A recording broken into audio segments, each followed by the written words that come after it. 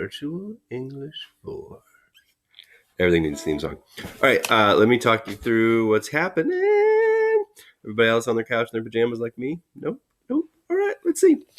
I'm going to walk through real quickly just the requirements for class for this week. At the top, just let me say I think how important it is that we keep doing stuff, keep moving forward, keep doing the work, keep engaged, especially in this time. That's it. We're going to stick with what the plan was for this week. So if you were in class on Friday, you got a homework packet. You can kind of do whatever you want with the homework packet. But you got the first reading then for this week. So I've posted 2 readings here. This document should be posted with this video on Google Classroom shortly. It's 2 articles. Both are about the coronavirus. One of them, though, is just about how basically fear is not the right reaction to it. And the other is about how racism is also not the right reaction to it. So what you'll do is read both those articles. And then we are going to have a virtual discussion this week. So I'm going to post a question on Google Classroom. That question will actually get posted today. And then referencing the articles themselves, you should respond to that question. You should try to do so by Friday. And then after people have responded to the question, you should go in and respond to their responses. Does that make sense? So I'll post a question. You will respond to the question. There will be instructions about that in a Google Classroom question assignment. You'll then be able to see everybody's responses to that question when you come back later. And then what you should do is leave responses to your peers' responses, like a discussion. There it will be an extra credit component to this too. So I set up a thing called Flipgrid, which you can download as an app on your phone. I haven't used this before, so we'll see how it works or if there's any kinks in it. I don't know. We'll see, guys.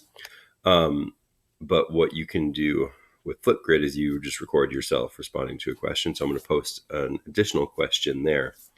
And as you post on Flipgrid, you'll be able to see other people who have posted too, which will be fun because we'll be able to see each other because you shouldn't be seeing each other in person right now is what they're telling us. And I think it's the right move. But we could do video stuff. So there are links in 4th and 5th period here, one for each, where you can go and respond to a question. I have not posted the question yet. I will post it, though, by the end of the day tomorrow. I'll have that question posted there, and I will put a message on Google Classroom. We do that. But you can go and sign up for the Flipgrid by clicking on one of these right now. And then I imagine if you are already in the class, you'll get a notification there as well once I post the question. So that's step 1. Read 2 articles, and we'll do this virtual discussion in this way. I should say if you have any questions about anything that I say here or that appears in this document, please either email me or leave a comment on the post that I will put in Google Classroom, and I will respond to questions there, and I'll also be responding to my email pretty regularly. The other thing we're going to do this week is an annotated bibliography. I've been talking about this for a while. It's a very, very common college level assignment. So I think it's important that you develop the skills that you'll need to be able to do this. That assignment, along with the assignments up here, will all post on Google Classroom at noon today.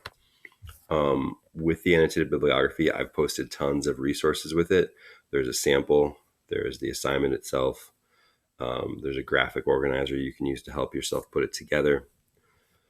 And at least one of the there's a checklist too for it as well. What I'm also going to do is also by the end of the day tomorrow, I will post a video that walks you through the creation of the annotated bibliography in slow motion. It'll be just like watching me in class, except for it'll just be you and your computer. I'll try to make it funny or fun in some way, though. I'll probably have another theme song for that tomorrow too. But look for that there. I would say by the end of the day tomorrow at the latest, although I might end up recording it tonight while my kids are asleep, because the chances are, but I doubt I'll make it through this video without one of them coming to ask me for something or jumping on me. We'll see what happens. Those are the two required things. The annotated bibliography is going to have a couple parts to it. It's going to have your thesis statement, which again I'll talk through in the video, and then you're going to have entries for 4 sources. For each source, you're going to give me an MLA citation, and then a 3-sentence paragraph for each source. And the 3 sentences should be 2 sentences of summary and 1 sentence explaining how you're going to use that source to support your thesis.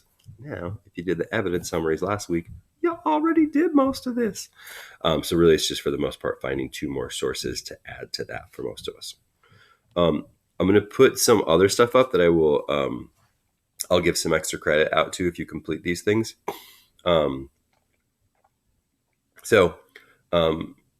The evidence summaries are online. I was going to kind of break up the steps just throughout the week, and we're going to work towards the annotated bibliography in class, but we're not in class. We're at school.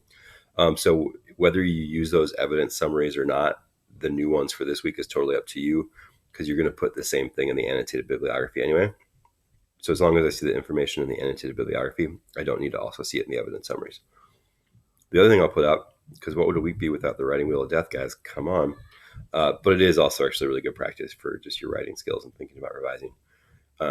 I will post a video and have a writing wheel of death assignment up. I'll probably, as part of that, give extra credit if you comment on people. I'll probably put it up as a question so you'll be able to see everybody's responses. And then if you comment on somebody else's, if you see mistakes in people's sentences and you comment on how to correct those, I'll give you even more extra credit. But I will talk about that in a video that I'll put together also by the end of tomorrow. So just look out for that. I'll probably post other videos and stuff, mostly for fun. Some other quick stuff to think about. I already said it with the homework packet. You don't really need it, to be honest. If you want to do it and you hold on to it and give it to me when we come back, I'll give you extra credit for completing it. But you don't really need it otherwise. Reading journals. There's going to be a link right here to the explanation of reading journals. Anybody who completes the reading journals, so technically they were supposed to be due next week, Friday, which would have been the end of the quarter. We are currently scheduled to not be in school at least through that time. We'll see what happens. Anybody who sends me pictures of your reading journals, or if you want to complete them online in a Google Doc, you can do that as well.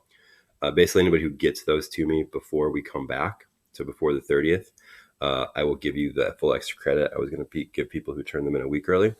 So get those to me, and I'll give those you extra credit for that. My current plan is, if we do come back by the 31st, which is the current schedule, then my plan will be to collect those journals on April 2nd. If those dates shift, I will just come back to this and give you an update on that. I'll just have to make a decision based on the length of any additional closure if that happens. That's it. If you got questions about what's here or anything I said, like I said, please leave a comment down below where this video posted, or send me an email. Either way. How you guys doing? Seriously, how you doing? I hope everybody's right. It's kind of a crazy time.